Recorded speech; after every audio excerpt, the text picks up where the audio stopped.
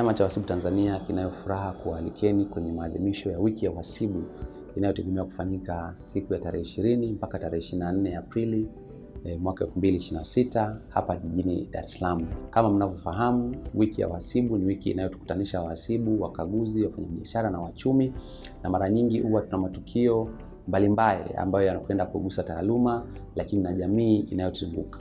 Kwa mwaka huu tumeratibu baadhi ya mambo ambayo ni muhimu ambayo tunategemea kuyafanya katika wiki hii ya maadhimisho ya wiki ya uhasibu. Yakiwemo, kwanza ni kuwa na matendo ya huruma kwa jamii inayotuzunguka. Tunategemea kuwa na donation au kutoa kwenye jamii inayotuzunguka kwa ajili ya muda wetu, lakini na vitu mbalimbali kwenda kugusa maisha ya watu wa kawaida wanaotuzunguka.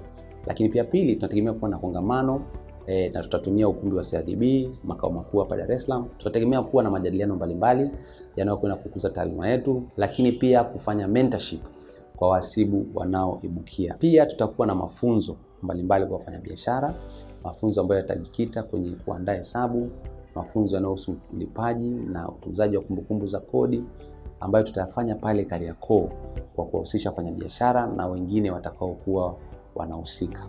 Lakini pia tutakuwa na sehemu ya networking au kufahamiana na kubadilishana mawazo na network ambayo inaenda kujenga taaluma yetu na sisi wenyewe katika career zetu kama wahasibu na wakaguzi.